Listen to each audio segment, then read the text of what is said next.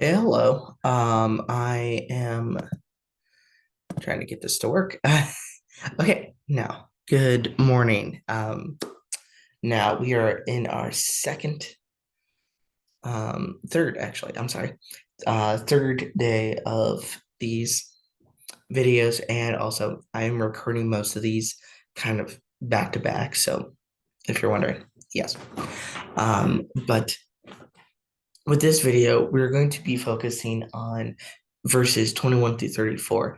But before I get into that, I just hope that you are having a good morning, that you're having a good day. If you're not watching this in the morning, which is kind of the idea of what I'm intending, I hope that you are having a good day, you're a good evening, whatever you need.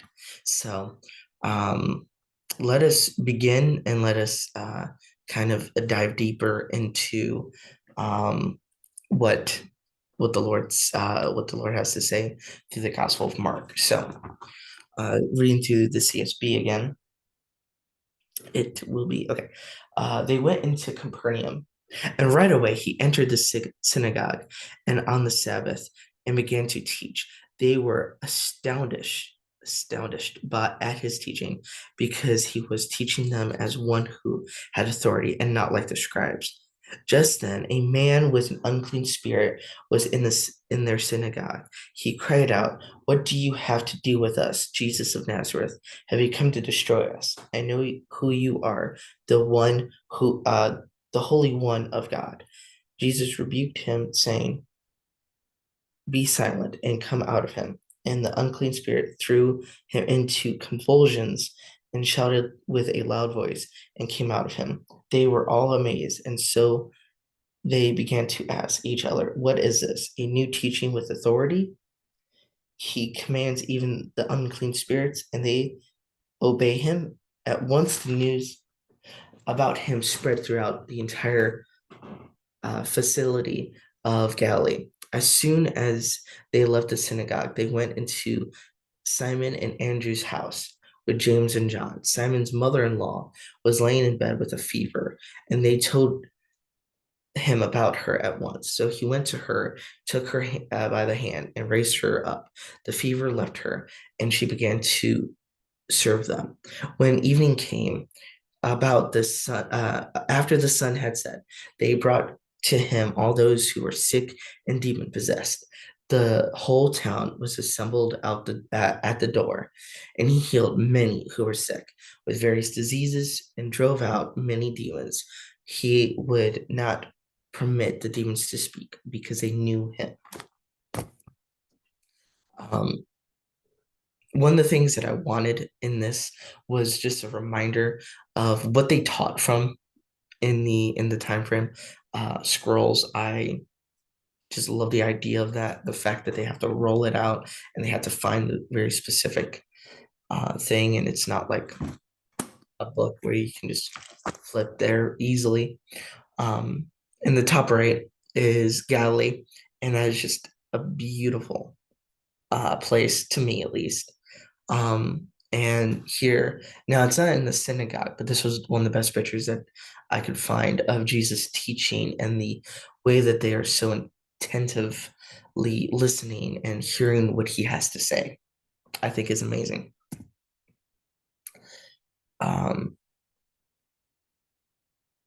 the ministry of Jesus Christ, the beginning of the ministry and the call of the ministry. Now, I'm kind of just keeping with that because it is still the beginning of his ministry and the call of who is there and everything that is to come.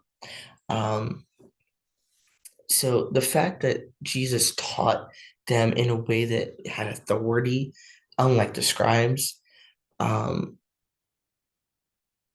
immediately to me, I think it's just such an amazing thing because it brought a different perspective to those who were listening and not like when they heard the scribes. The fact that the first demon, called him the one, the Holy One of God. Um, the demons know who he is, you know, the they know, and the fact that in verse 34, he healed many who were sick and with various diseases and drove out many demons, and he would not permit the demons to speak because they knew him. It wasn't time yet at the time. He had his ministry to do, he had other things to do before people were to understand who he was, who he is. Where are we now? We are years, generations after. The devil knows who he is. The demons know who he is, and you see that all around the country, the world right now, and how dark, how evil our country is. Are we going to listen to Christ through his word? Or are we going to allow the darkness to overcome our thought process? What will it take for us to have a better understanding of who Jesus is and to know him better?